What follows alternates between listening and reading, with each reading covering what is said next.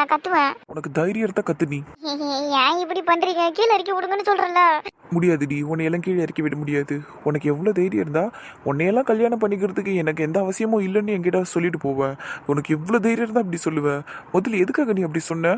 பின்ன நீங்க சும்மா சும்மா நான் சாப்பிட்றத பத்தி கமெண்ட் அடிச்சுக்கிட்டே இருக்கிறீங்க.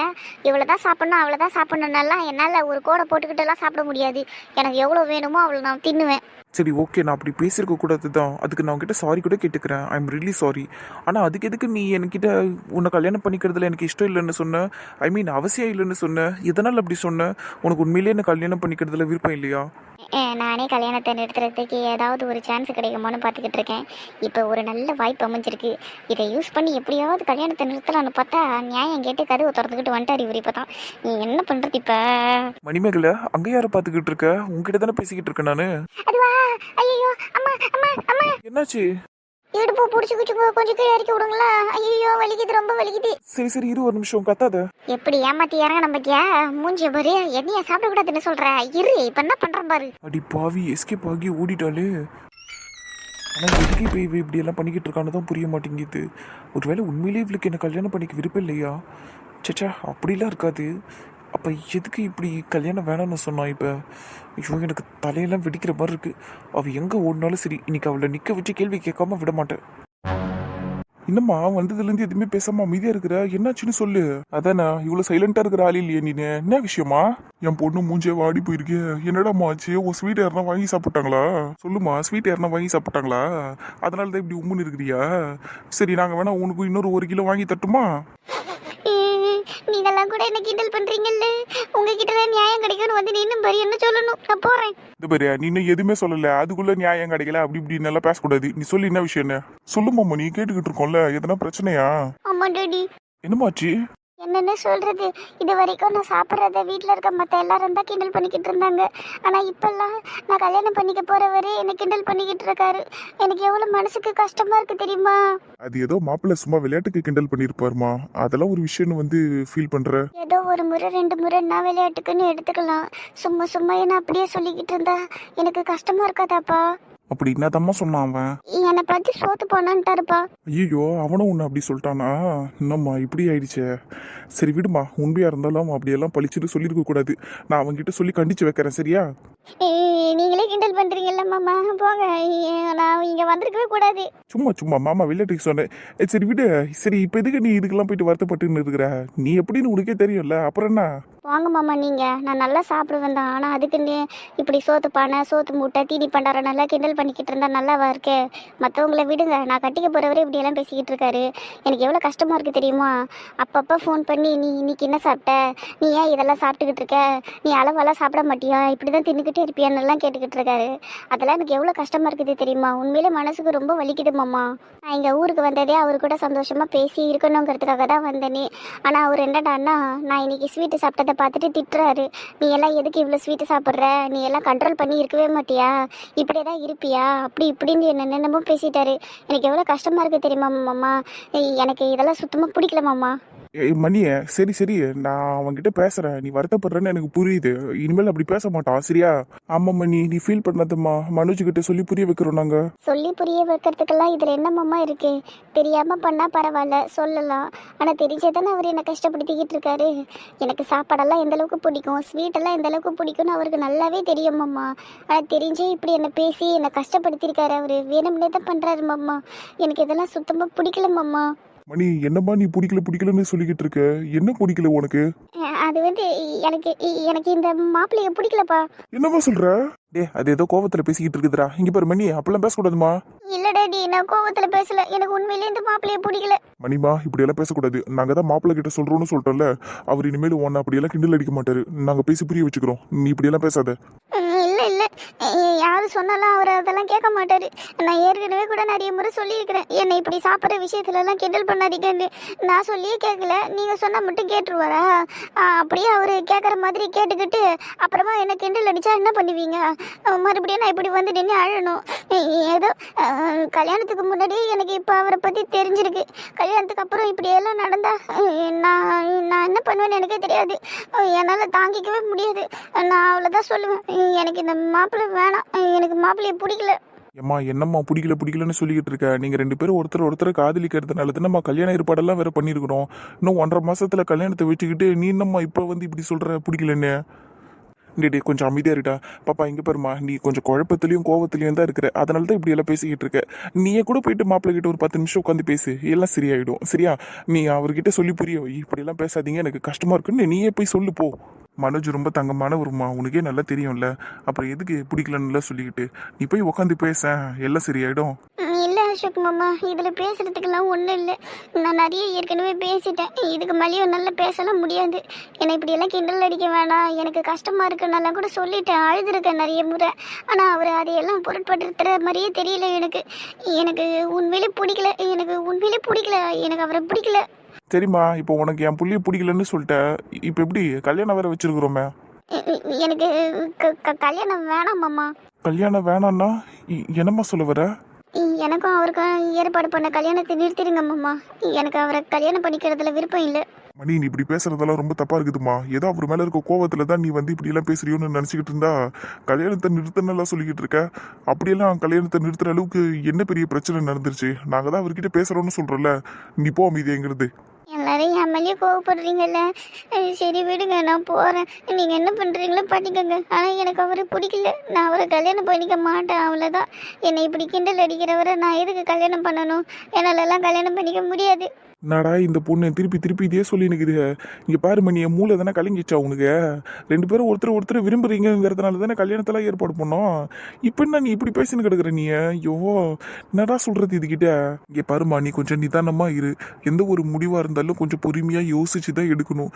இப்படி திடீர்னு வந்து கல்யாணத்தை நிறுத்துங்க, எனக்கு மாப்பிள்ளையை பிடிக்கலன்னா சொல்கிறது நல்லாவே இல்லைம்மா. கொஞ்சம் யோசி, கொஞ்சம் டைம் எடுத்துக்க. அதை விட்டுட்டு இப்படியெல்லாம் பேசுறது நல்லா இல்லைம்மா. நான் நல்லா யோசிச்சுட்டு தான் மாமா உங்ககிட்டலாம் வந்து பேசுகிறேன்னே. இத்தனை நாளில் ஏதாவது ஒரு கம்ப்ளைண்ட் அவரை பற்றி நான் உங்ககிட்டலாம் சொல்லியிருப்பேனா? சொல்லுங்கள் பார்ப்போம். நீ சொல்லலை தான், இருந்தாலும் இப்படி ஒரு முடிவெடுக்கும் போது அதை பற்றி நிறைய யோசிக்கணுமா, டைம் கொடுக்கணும். நீ அவருக்கு டைம் கொடு. நிறைய டைம் கொடுத்தாச்சு மாமா, நிறைய முறை சொல்லவும் செஞ்சாச்சு. அவர் எல்லா விஷயத்துலையும் கரெக்டாக தான் இருக்கிறாரு. நான் அவரை தப்பெல்லாம் சொல்லலை. ஆனால் அவர் என்னை கிண்டல் பண்ணுறாரு, ரொம்பவே கிண்டல் பண்ணுறாரு. எனக்கு அது மனசுக்கு வலிக்குது. அதுக்காக தான் சொல்கிறேன். இப்படி மன வலியோடு நான் யாரையும் கல்யாணம் பண்ணிக்கணும்னு எனக்கு எந்த அவசியமும் இல்லை. எனக்கு அவரை பிடிக்கல மாமா. என்னால் அவரை கல்யாணமும் பண்ணிக்க முடியாது. இதுக்கு மேலே உங்கள் விருப்பம். எல்லாத்தையும் மீறி நீங்கள் என்னை ஃபோர்ஸ் பண்ணி கல்யாணம் பண்ணி வச்சிங்கன்னா என் லைஃப் நல்லா இருக்காது. அவ்வளோதான் நான் சொல்லிட்டேன். நான் போகிறேன். என்னடா இந்த பொண்ணு இவ்வளோ சீரியஸாக பேசிட்டு போகுது? டே முரளி, என்னடா பண்ணுறது இப்போ? எனக்கே ஒன்றும் புரியலடா. மாப்பிள்ளை பையன் ரொம்ப தங்கமானவன், அவனை போய் பிடிக்கலன்ட்டு போகுது பாரு. நல்ல பையன் தான்டா, ஆனால் மணி கிண்டல் பண்ணுறதெல்லாம் தப்பு தானே. அவள் இந்த அளவுக்கு மனசு வருத்தப்பட்டு கல்யாணமே வேணாம்னு சொல்கிறானா, அவள் ரொம்ப பாதிக்கப்பட்டிருக்கான்னு தானே அர்த்தம். அப்போ நம்ம மனோஜை கூப்பிட்டு பேசுறது தானே கரெக்டாக இருக்கும். என்னன்னுடா அவர்கிட்ட பேசுறது? நீ என் பொண்ணு கிண்டல் அடிக்காதப்பா நான் சொல்கிறது. அதெல்லாம் ஒரு சும்மா விளையாட்டாக பண்ணுற ஒரு விஷயம் தானடா. அது இந்த பொண்ணு இவ்வளோ சீரியஸாக எடுத்துக்கிச்சு. ஐயோ, நான் இப்போ இந்த விஷயத்தை எப்படிடா ஹேண்டில் பண்ணுறது? எனக்கு ஒன்றும் புரியலடா. ஏதோ மாப்பிள்ளைக்கு கெட்ட பழக்கம் இருக்குது, அவன் ரொம்ப மோசமாக மணிக்கிட்ட நடந்துக்கிறான், இல்லை மணியை திட்டுறான், அந்த மாதிரி எதனா கூட நம்ம தைரியமாக அவன்கிட்ட பேசலாம். நீ இப்படி என் பொண்ணு சாப்பிட்ற விஷயத்தில் கிண்டல் அடிக்காதப்பான்னு நான் எப்படா சொல்கிறது? அதுவும் இல்லாமல் அது உண்மை தானடா. இது இஷ்டத்துக்கு தின்னுக்கிட்டு இருக்கு, யாராக இருந்தாலும் சொல்ல தானடா செய்வாங்க. என்னடா பண்ணுறது நான் இப்போ? டேய் விடுறா, மனோஜ் கிட்ட பக்குவமாக பேசிக்கலாம், அவன் புரிஞ்சுப்பான். சரி போய் பேசுவோம், வேற வழி இல்லையே, வாங்க போகலாம். என்னம்மாம்மா என்கிட்ட பேசணும்னு சொல்லி கூப்பிட்டீங்க? அதுவாப்பா, அது சிவா, நீ பேசுகிறா. டே என்னடா என்ன பேச சொல்கிற? அசோகே, நீ தான் கொஞ்சம் பொறுமையாக பேசுவேன், நீயே பேசுகிறா. என்னடா என்ன பேச சொல்கிற? டே பது, நீ பேசாண்டா. நான் எப்பட்றா? நீயே பேசாண்டா. நீ தான் கொஞ்சம் பக்குவமாக பேசுகிறாள் நம்ம குரூப்பில், நீயே பேசு. என்னாச்சுப்பா? என்னம்மாம்மா யாரும் இது பேச மாட்டேங்கிறீங்க? அவனை பேசுகிறதுக்கு தானே கூப்பிட்டீங்க? ஆமாண்டா, பேசுறதுக்கு தான் கூப்பிட்டான். இரு பேசுவான். என்கிட்ட பேசுகிறப்ப மட்டும் எவ்வளோ ஃபோர்ஸாக பேசுகிறாரு பேரு. சரிங்க மாமா. டே அசோக் ஆரம்பிடா. சரிடா. எப்பா மனோஜ் சொல்லுங்க சித்தப்பா. அது என்னன்னாப்பா, மணிமேகலை இன்னைக்கு ஸ்வீட்டு சாப்பிட்டால. அம்மா சித்தப்பா 3/4 கிலோ ஸ்வீட்டு சாப்பிட்டா. அதுதான்ப்பா, அதுதான் இப்போ கொஞ்சம் பிரச்சனையாக இருக்குது. எனக்குமே அது பிரச்சனையாக தான்ப்பா தெரியுது. இவ்வளோ ஸ்வீட்டெல்லாம் சாப்பிடக்கூடாது இல்லையா? அதான் அவகிட்ட சொன்னேன், இவ்வளோலாம் சாப்பிடாதம்மா, கொஞ்சம் கம்மி பண்ணிக்கன்னு சொன்னேன். கேட்க மாட்டேங்கிறா, என்கிட்ட கோச்சிக்கிட்டா வேற. கரெக்டாக தானடா சொல்லியிருக்கிறான். இதையாடா என் பொண்ணு கிண்டல் பண்ணிட்டான்னு வந்து சொல்லிச்சு. சரி விடுடா, கூப்பிட்டுட்டோம், அவன்கிட்ட பேசிடுவோம். இல்லைன்னா வேற மாதிரி ஆயிடும் பிரச்சனை. அதுவும் இல்லாமல் இவன் தான் சோத்து பானன்னு சொன்னான் நம்ம. அதை பற்றி கேட்போம். கடவுளே, சரிடா. என்னாச்சு, எதனா பிரச்சனையா? உங்களுக்குள்ளேயே ஏதோ பேசிக்கிறீங்க? அதெல்லாம் இல்லைப்பா, பிரச்சனையெல்லாம் இல்லை.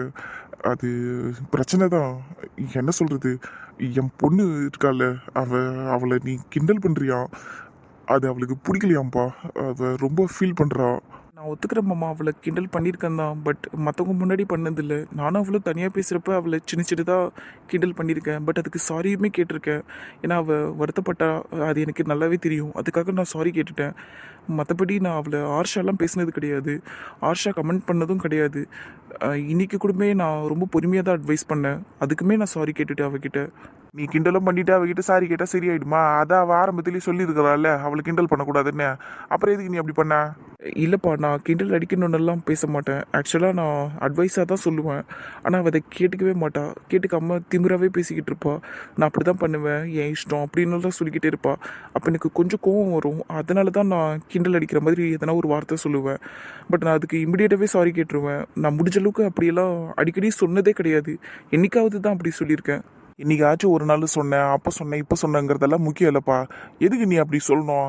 சோத்து மூட்டை சோத்து பணம்லாம் கிண்டல் அடிக்கிறியம்மே நீ அவளை. அதெல்லாம் தப்பு இல்லையா? பொம்பளை பொண்ணு அப்படிலாம் பேசலாமா? பேசியிருக்க கூடாது தான்ப்பா. பட் எல்லாருமே அவளை அதை சொல்லி தான் கிண்டல் பண்ணுவாங்க. எனக்கும் கொஞ்சம் ஆசையாக இருந்துச்சுன்னு தான் சொன்னேன். சும்மா விளையாட்டுக்கு தான் சொன்னேன், வேணும்னுலாம் சொல்லலை. அதுக்குமே நான் அவகிட்ட சாரி கேட்டுட்டேன்ப்பா. தபுருப்பா, மற்றவங்க கிண்டல் பண்ணலாம் அந்த பொண்ணுக்கு பெருசாக கஷ்டமாக இருந்திருக்காது. அதெல்லாம் கடந்து போயிடும். ஆனால் நீயே கிண்டல் அடிச்சின்னா அது எப்படிப்பா ஏற்றுக்கும்? எவ்வளோ மனசு வருத்தப்படுது தெரியுமா? இப்படிலாம் அழுதுச்சு தெரியுமா? இப்படிலாம் பண்ணாதப்பா இன்னொரு தடவை. அழுதாளா? ஆமாப்பா, ரொம்பவே மனசு வருத்தப்பட்டு அழுதிச்சு. அவள் இந்த அளவுக்கு ஃபீல் பண்ணுவான்னு நான் கொஞ்சம் கூட எதிர்பார்க்கல. சரி, நான் அவகிட்ட பேசுகிறேன். சரிப்பா மனோ, நீ அவகிட்ட பேசிக்கோ, சரியா? சரிங்க மாமா. ஐம் ரியலி சாரி மாமா. உங்கள் பொண்ணு நான் கஷ்டப்படுத்திட்டேன். நான் இனிமேல்ட்டு அப்படி பண்ணாமல் பார்த்துக்கிறேன். அவகிட்ட பேசுகிறேன். அப்புறம் உங்கள் எல்லாருக்கிட்டையுமே நான் சாரி கேட்டுக்கிறேன். நீங்கள் எல்லாருமே வருத்தப்படுறீங்கன்னு எனக்கு புரியுது. நான் இனிமேல் இந்த தப்பு பண்ண மாட்டேன். ஐயோ, என்ன பாரு மன்னிப்பெல்லாம் கேட்டுக்கிட்டு இருக்கான் இவன். அதானே. டேய் மனோ, நீ எதுக்கிட்ட சாரி எல்லாம் கேட்டுக்கிட்டு இருக்க? அதெல்லாம் கேட்கணும்னு ஒன்றும் அவசியம் இல்லை. நீ போய் மணிமேகலை கிட்ட பேசி உட்காந்து போ. சரிங்கம்மா. என்னப்பா இதெல்லாம், என்னம்மா பண்ணிக்கிட்டு இருக்கீங்க எல்லாரும்? இதெல்லாம் நியாயமா நீங்க பண்றது? இல்லடா சந்தோஷ், மாப்பிள்ளை கிண்டல் பண்றாருன்னு மணி ரொம்ப ஃபீல் பண்ணி அழுதாடா. அவரை பிடிக்கல, கல்யாணத்தை நிறுத்துங்கன்னெல்லாம் வந்து எங்க கிட்ட பேசினா. எங்களுக்கும் என்ன பண்றதுன்னு தெரியல. அதனால தான் அவரை நிக்க வச்சு அட்வைஸ் பண்ணோம். என்னங்க சொல்றீங்க? கல்யாணத்தை நிறுத்த சொன்னாலா? ஆமா ஷில்பா, மனோஜ் பிடிக்கல, எனக்கு கல்யாணத்தை நிறுத்துங்க, ரொம்ப கிண்டல் அடிக்கிறாரு, என்னால தாங்க முடியல, அப்படி இப்படின்னு பேசிச்சு. ஐயோ, மாப்பிள்ளை கிண்டல் அடிச்சாருங்கிறதுக்காகவா அந்த பொண்ணு கல்யாணத்தை வேணாம்னு சொல்லிச்சு? எங்க உங்க பொண்ணு இருக்குது சரியான திமிரு பிடிச்சதுங்க. அப்படிலாம் சொல்லாத ஷில்பா. அது எந்த அளவுக்கு மனசு வருத்தப்பட்டுச்சுன்னா கல்யாணம் வேணாம்னு சொல்லியிருக்கோம். அந்த மாதிரி யோசி நீ. அதுவும் இல்லாமல் மணிமேகலையும் தான் மனுஜ காதலிச்சுன்னு இருக்கிறா. அப்படி இருக்கும்போது அவளே கல்யாணத்தை வேணாம்னு சொன்னான்னா நம்ம கொஞ்சம் யோசிக்கணும்ல. மனோஜ் கிண்டல் அடிச்சிடலாம், உடனே இவ கல்யாணம் வேணாங்கிறாளா? என்ன மாமா பேசிக்கிட்டு இருக்கீங்க நீங்க? உன் தங்கச்சி அதான்டா சொல்லிச்சே. அவன் 1000 சொல்லுவா, அது எல்லாத்தையுமா நீங்க நம்புவீங்க? அது சரி, நீங்களா தான் பொம்பளை பொண்ணு ஒன்று சொன்னா அப்படியே நம்பிடுவீங்களே கண்ணை முடிக்கிட்டு. நம்புனதும் இல்லாம அவனை நிக்க வச்சு வேற சாரி கேட்க வச்சிட்டீங்கல்ல. நீங்களாம் இருக்கிறீங்களே. மன்னிப்பு கேட்க வைக்கணுங்கிறதுல எங்க நோக்கம் இல்லடா. பொம்பளை புள்ளி இப்படி எல்லாம் கிண்டல் பண்ணாதுன்னு கூப்பிட்டு வச்சு அட்வைஸ் பண்ணோம், அவ்வளவுதான். அவன் பாவம் சும்மா விளையாட்டுக்கு கிண்டல் பண்ணியிருக்கிறான். இதெல்லாம் ஒரு விஷயமா? என் மணி கூட தான் அவனை என்னென்னமோ சொல்லி கிண்டல் பண்றா. என் கண்ணு முன்னாடி நிறைய முறை அவனை கொரியன் முஞ்சின்றா. கொரியன் முஞ்சி, கொரியன் மாப்பிள்ள அப்படி இப்படின்னு பேசிக்கிட்டு இருக்கா. ஏன் உங்களுக்குலாம் தெரியாதா இந்த விஷயம்? தெரியும் தான், அது சும்மா விளையாட்டுக்கு தானடா சொல்லுது. அதே மாதிரி தான் மனோஜும் விளையாட்டுக்கு தான் மணி அப்படி சொல்லியிருப்பான். மற்றபடி சீரியஸ் எல்லாம் சொல்லியிருக்க மாட்டான். நீங்கள் இந்த விஷயத்தெல்லாம் சீரியஸாக எடுத்து அவனுக்கு அட்வைஸும் பண்ணியிருக்க கூடாது. மணி ஒன்றும் எல்லாத்தையும் சொல் பேச்சு கேட்டு நடக்கிற பொண்ணும் கிடையாது. அது இஷ்டத்துக்கு தான் பண்ணிக்கிட்டு இருக்கு. சாப்பிட்ற விஷயத்தில் கண்ட்ரோலே இல்லை. உங்கள் எல்லாரையும் ஏமாற்றி நல்லா தின்னுக்கிட்டு இருக்கு. அதுவும் இல்லாமல் யார் என்ன சொன்னாலும் கேட்காது. அது என்ன பண்ணுதோ அதுதான் அது கரெக்டுன்ற மாதிரி பண்ணிக்கிட்டு இருக்கு. அப்படி இருக்கும்போது மனோஜும் இது எல்லாத்தையும் கூடவே இருந்து பார்த்துக்கிட்டு தானே இருக்கான். அப்போ அவனுக்கும் கவலை இருக்க தானே செய்யும். தான் கல்யாணம் பண்ணிக்க போகிற பொண்ணு இப்படியெல்லாம் இருக்கிறாள்லேன்னு. அப்போ அவனும் அட்வைஸ் பண்ண தானே செய்வான். அவன் அட்வைஸ் பண்ணியும் கேட்கலன்னா கடைசியா அவனும் கிண்டல் தான் பண்ணுவான். வேற என்ன பண்ணுவான்? அவன் பண்ணதுல ஒன்றும் தப்பு இல்லை. சரியா சொல்றடா சந்தோஷ். இப்படி தின்னுக்கிட்டு இருந்தா அவனுக்கு வருத்தம் இருக்க தானே செய்யும். அதைத்தாம்மா நானும் சொல்லிக்கிட்டு இருக்கேன். இந்த விஷயத்தெல்லாம் இவங்க புரிஞ்சு இருந்திருக்கணும்ல. அதை விட்டுட்டு மணி அழுதா கல்யாணத்தை நிறுத்த போறான்னு சொன்னான்னு உடனே அவனை நிக்க வச்சு அட்வைஸ் பண்ணிக்கிட்டு இருக்காங்க. இப்போ அவன் மனநிலை எப்படி இருக்கும்பா? நீங்க கொஞ்சம் யோசிச்சு பாருங்களேன். மணியை இனிமேல் அவனால எதனா சொல்ல முடியுமா? உடனே உங்க 4 பேர் மூஞ்சி தான் ஞாபகம் வரும் அவனுக்கு. சந்தோஷ், இதெல்லாம் புரியாம இல்லப்பா. நாங்களுமே ரொம்ப தயங்கி தான் மாப்பிள்ளைகிட்ட இந்த விஷயத்த சொன்னோம், அட்வைஸ் பண்ணோம். ஆக்சுவலாக நாங்கள் மணிக்கிட்டையுமே நிறைய பேசணும்ப்பா. மாப்பிள்ளை சும்மா விளையாட்டுக்கு தான் இப்படியெல்லாம் சொல்லியிருப்பாருமா, நீ எதுவும் பெருசாக எடுத்துக்காதமான்னு சொன்னோம். ஆனால் அந்த பொண்ணு அழுதுகிட்டே இருந்துச்சுடா. கல்யாணத்தை நிறுத்துங்க, நீங்கள் மீறி கல்யாணம் பண்ணி வச்சிங்கனாலும் நான் சந்தோஷமாக கல்யாணம் பண்ணிக்க மாட்டேன்னெல்லாம் சொல்லிச்சு. எங்களுக்கும் என்ன பண்ணுறதுன்னு புரியாம தான்டா அவரை நிற்க வச்சு பேசணும். அப்பா அவள் காரியத்தை சாதிக்கணுங்கிறதுக்காக என்ன வேணாலும் சொல்லுவாப்பா. அவள் சொல்கிற விஷயத்தில் எந்த அளவுக்கு உண்மை இருக்குங்கிறத நீங்கள் புரிஞ்சுக்கிட்டு எந்த முடிவை வேணாலும் எடுங்க. நான் இதுக்கு மேலே என்னத்தை சொல்கிறது, 2 பேரும் பேசட்டும் சரிங்களா, அதுக்கப்புறமா டிசைட் பண்ணிக்கலாம். ஆனால் இந்த கல்யாணத்தை நிறுத்துவேன்னு அவள் சொன்னதெல்லாம் சும்மா ட்ராமா தான்ப்பா. அதையெல்லாம் நீங்கள் நம்பாதீங்க, உங்கள் மனசை போட்டு குழப்பிக்காதீங்க. நீங்கள் எப்பொழுதும் போல இருங்க. ஆமாண்ணே, அது பேச்சை கேட்டுட்டெல்லாம் கல்யாணத்தை நிறுத்த முடியாது. அது கூட தான் என் புள்ளைய நல்லா கிண்டல் அடிக்குது. மாவு மூஞ்சி மைதா மாவு நல்லா சொல்லின்னு கிடக்குது. அதுக்கெல்லாம் என் புள்ள எதனா வந்து கம்ப்ளைண்ட் பண்ணானா? இல்லை அது பேச்செல்லாம் கேட்க முடியாது. நீங்கள் எல்லாரும் உங்கள் வேலையை பாருங்கள், நாங்கள் போய் சமைக்கிறோம். வாடி.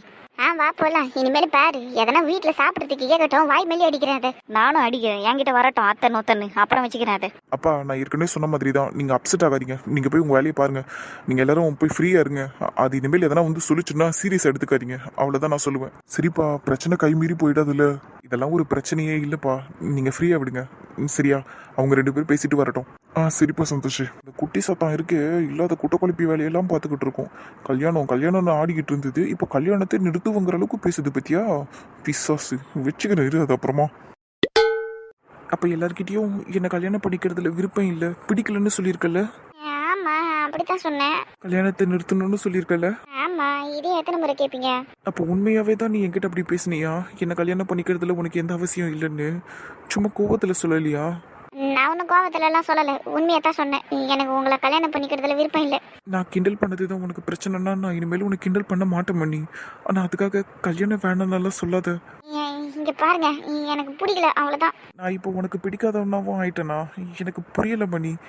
நீ என்ன லவ் பண்ணுறியா இல்லையா? இதை பாருங்க, சும்மா என்கிட்ட இதே பேசிக்கிட்டு இருக்காதீங்க. எனக்கு கல்யாணத்தில் விருப்பம் இல்லை, அவ்வளோதான். சீரியஸாகவே தான் சொல்கிறியா? ஆமாம். அப்போ அவ்வளோதானா? எல்லாம் முடிஞ்சு போச்சா? முடிச்சு போச்சுன்னாலும் சொல்லாதீங்க. நான் இப்போ என்ன சொல்றது, இந்த கல்யாணம் வேணாம், அவ்வளோதான். கல்யாணம் வேணாம்னாலே எல்லாம் முடிஞ்சு போச்சுன்னு தானே அர்த்தம். என்ன பிடிக்கலன்னு வேற சொல்லிட்டேன். இதுக்கு மேலே என்ன இருக்கு? எல்லாம் முடிஞ்சு போச்சு தானே அப்போ. என்ன நீங்க அப்படியெல்லாம் ஒன்றும் அர்த்தம் இல்லை. ஐயோ, நான் என்ன சொல்றது, இப்போ கல்யாணம் வேணாம். இல்லை எனக்கு உண்மையிலேயே புரியல. இப்போ கல்யாணம் வேணான்னா? ஐயோ, நான் என்னத்த சொல்றது, ஒன்றும் இல்லைங்க. நான் ஏதோ சும்மா விளையாட்டுக்கு இப்படியெல்லாம் பண்ணிட்டேன். சும்மா உங்களை வெறுப்பேற்றுறதுக்கு தான் இப்படியெல்லாம் பண்ணேன். நம்ம கல்யாணம் பண்ணிக்கலான்னு என்னால் இப்போ வேற என்னத்த சொல்ல முடியும். விளையாடுனியா? ஆமாம். உனக்கு எதில் விளையாடணும்னு ஒரு விவசாயம் இல்லையா மணி? சாரி, நீங்கள் எனக்கு கிண்டல் அடிச்சுக்கிட்டே இருந்தீங்களா, அதனால தான் எனக்கு கோவம் வந்துருச்சு. அதனால தான் இப்படி எல்லாம் பண்ணிட்டேன். நான் உண்மையெல்லாம் பண்ணலை. சாரி. தயவு செஞ்சு இன்னொரு தடவை விளையாட்டுக்கு கூட இப்படி எல்லாம் பண்ணிடாத மணி. என்னால் தாங்கிக்க முடியல, ரொம்ப கஷ்டமாக இருக்குது தெரியுமா. உன்னை இவ்வளோ கஷ்டப்பட்டு தேடி கண்டுபிடிச்சி நான் இந்த இடத்துக்கு வந்திருக்கேன் தெரியுமா. இந்த கல்யாணத்தை நிறுத்து பண்ணி இவ்வளோ அசால்ட்டாக சொல்லிட்டேன் நீನು. ப்ளீஸ் மணி, இன்னொரு தடவை இப்படி பேசாத. சரி, பேச மாட்டேன். நீங்கள் வருத்தப்படாதீங்க. சாரி. சரி மணி, நானும் உன்னை இனிமேல் கிண்டல் பண்ண மாட்டேன், ஓகேவா? சரி, நீங்கள் கிண்டல் பண்ணதெல்லாம் எனக்கு ஒன்றும் பிரச்சனை இல்லையே. நானே சும்மா தான் பண்ணேன். நீங்கள் என்ன வேணாலும் கிண்டல் பண்ணிக்கோங்க. பரவாயில்ல, இருந்தாலும் நான் உன்னை கிண்டல் பண்ண மாட்டேன். ஐ எம் ரியலி சாரி எல்லாத்துக்கும். சரிங்க. ஐ எம் ரியலி சாரி மணி. இனிமேல் நான் சாப்பிட்ற விஷயத்தில் உன்னை எதுவுமே சொல்ல மாட்டேன், சின்னதாக கூட கமெண்ட் பண்ண மாட்டேன். பரவாயில்ல, இருக்கட்டும், விடுங்க. நான் உன்னை பாப்பான்னு கூப்பிட்டுக்கிட்டு இருக்கேன். ஆனால் நீ உண்மையிலேயே சரியான குட்டி சாத்தான் தெரியுமா. என்னை எப்படியெல்லாம் பயமுறுத்திட்ட. குட்டி சாத்தானா சும்மாவா? அதுவும் சரிதான். மனோஜு, என்ன? எனக்கு உங்கள் மேலே உண்மையிலேலாம் ஒன்றும் கோவம் இல்லை. ஆனால் நம்ம கல்யாணத்தை நிறுத்திடுவோமா, அப்புறமா கல்யாணம் பண்ணிக்கலாமே. பிரச்சனையே இல்லைன்னா ஏன் கல்யாணத்தை நிறுத்தணும்? அது சும்மாங்க, இன்னும் நல்லா ஜாலியாக ஊரெல்லாம் சுற்றிட்டு அப்புறமா கல்யாணம் பண்ணிக்கலாமே. அதெல்லாம் ஒன்றும் தேவையில்லை. நம்ம கல்யாணம் பண்ணிக்கிட்டு கூட ஊரை சுற்றலாம். ஏன் இன்னும் தான் டைம் இருக்குல்ல, அதுக்கு முன்னாடி கூட நிறைய ஊர் சுற்றலாம் சரியா. கல்யாணத்தை நிறுத்தணுன்னெல்லாம் சொல்லாத இன்னொரு தடவை. இந்த கல்யாணங்கிறது என்னோட கனவு, அது நடந்தே தீரணும். எல்லாரும் இப்படியே சொன்னா எப்படி? சரிங்க மனோஜு. என் ஸ்வீட் பாப்பா. சாரி, நான் உனக்கு கிஸ் பண்ண மாட்டேன், நீயா கேட்குற வரைக்கும். நீ எப்பொழுதும் இதே மாதிரி சிரிச்சுக்கிட்டே ஹாப்பியா இருன்னா. சரி, நான் ஒன்று நினச்சேன், இங்கே ஒன்று நடந்துருச்சு. சரிங்க.